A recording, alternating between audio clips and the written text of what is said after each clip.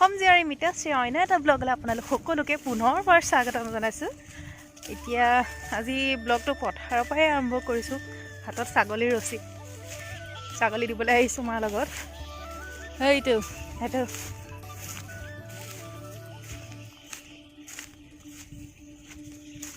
ছাগলী দিম।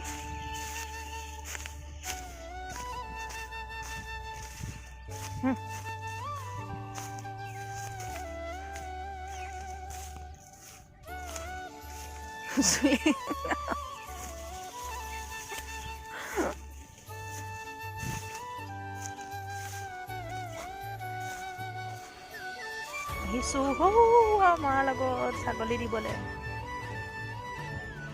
ছাগলী আজি তাণ্ডৱ নৃত্য কৰিলে, মই ছাগলী এৰি দিলোঁ। মায়ে ছাগলী দিছে। আমাৰ ইফালে চবৰে ধান কাটি হৈয়ে গৈছে প্ৰায়। এইটো চাইড ভাল লাগে পথাৰলৈ আহি।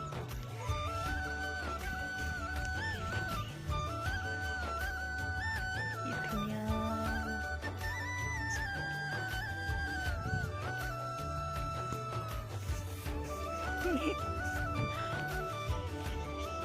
মায়ে পুৰা চুলি তুলি মেলি ছাগলী দিলে। ছাগলীয়ে এতিয়া চুলি তুলি খুলি পেলালে, দৌৰাই দৌৰ।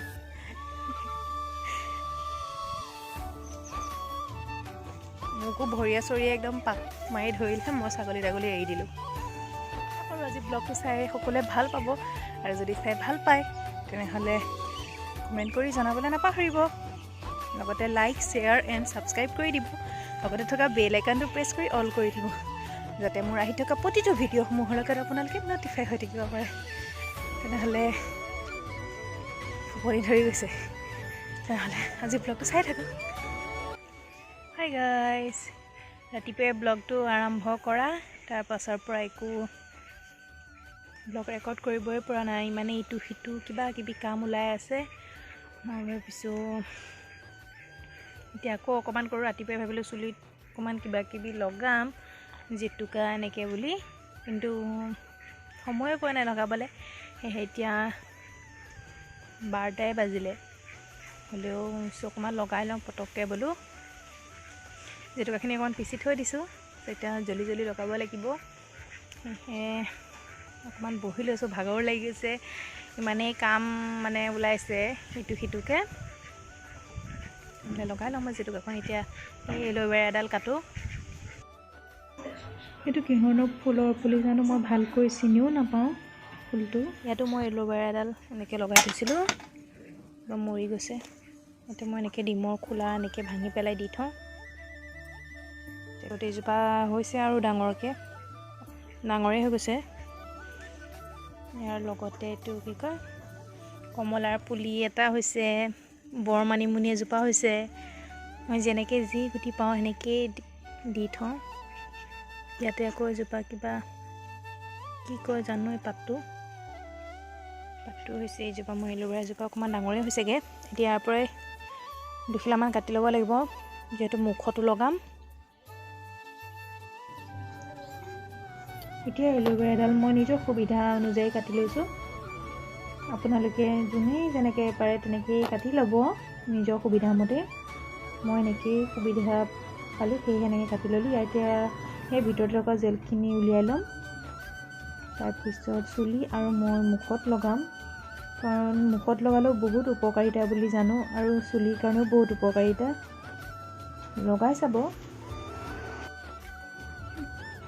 আৰু জেলখিনি আপোনালোকৰ বেছি হৈ গ'লে মানে পেলাই নিদিব, ধুনীয়াকৈ ফ্ৰিজত ভৰাই থৈ দিব পাৰিব, বা এনেও থৈ দিব পাৰিব। এতিয়া যিহেতু ঠাণ্ডাৰ দিন, তেতিয়া আপোনালোকে 2 দিনৰ কাৰণেও ব্যৱহাৰ কৰিব পাৰিব। যিটো মোৰ এল'ভেৰা ৰস আছিলে সেইখিনি লগাই দিওঁ।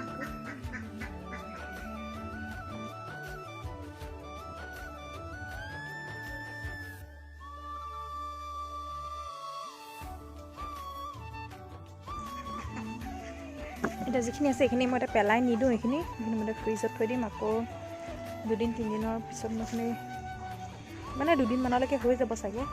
চুলিখিনি মোৰ জেতুকাখিনি বেছি অকণমান পনীয়া টাইপ হৈ গ'ল। চুলিত জেতুকা দি মেলি মই আজৰিয়ে হ'লোঁ।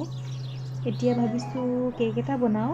কেক এটা বনাবলৈ মই তাৰে 3টা ডিম লৈছোঁ, কিন্তু 3টা ডিমৰে মোৰ এটা ডিম আগতেই ভাগি থাকিলে। সেয়েহে বনাই লওঁ, কিনো বনাওঁ আপোনালোককো দেখাওঁ, তেনেহ'লে চাই থাকক। এতিয়া মই ডিমৰ বগা অংশটো ৰাখি লৈছোঁ আৰু কুহুমটো থৈ দিছোঁ। কুহুমটো মই পিছত ব্যৱহাৰ কৰিম। এতিয়া মই গোটেইকেইটা ডিম ঠিক একেধৰণে কৰি লৈছোঁ।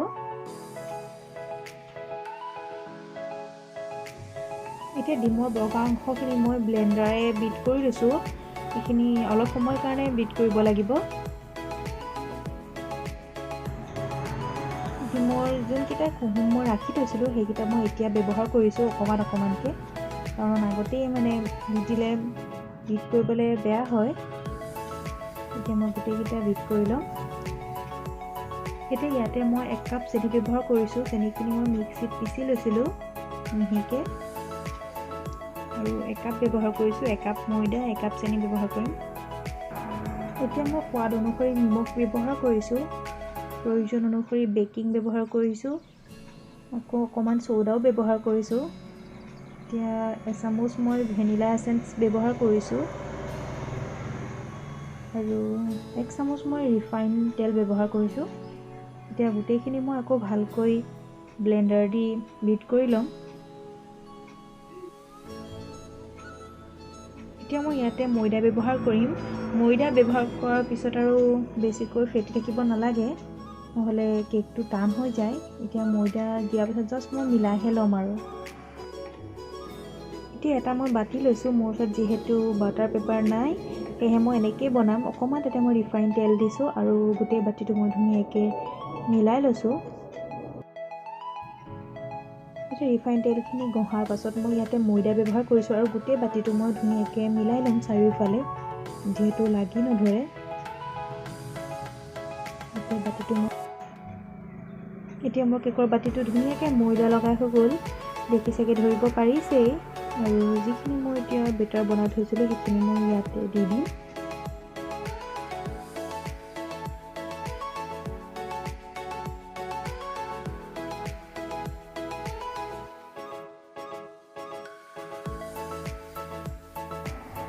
এতিয়া মই এটা কুকাৰ লৈছোঁ। কুকাৰটোৰ ভিতৰত মই ষ্টেণ্ড এডাল দিছোঁ, আৰু তাৰ পাছত যোনটো মই কেকৰ বাতিটো আছিলে সেইটো মই বহাই দিছোঁ, আৰু গেছটো মই ল' ফ্লেম কৰি ৰাখিছোঁ, আৰু মই কুকাৰটোৰ হুইচেলটো এৰুৱাই দিছোঁ। এতিয়া মই বহাই দিলোঁ কেকটো। এতিয়া মোৰ কেকটো হৈ আহিছে ধুনীয়াকৈ। মই 45 মিনিটৰ কাৰণে ৰাখিছিলোঁ। এতিয়া মোৰ কেকটো হৈ গৈছে। এতিয়া হ'লেও এবাৰ চেক কৰি চাব লাগিব। ধুনীয়াকৈ মোৰ হৈ আহিছে। যি মোৰ কেক এইটোৱে আছিলে, বাটাৰ পেপাৰ ব্যৱহাৰ কৰা নাই, যিটো কি ধুনীয়াকৈ হৈ গৈছে, দেখি চাগে ধৰিব পাৰিছেই। আৰু খাবলৈও বহুত ধুনীয়া হৈছিলে। আপোনালোকেও ট্ৰাই কৰি চাব পাৰে ভাল পালে। আৰু বহুত ধুনীয়া ছফ্ট হৈছে, খাবলৈও বহুত সোৱাদ।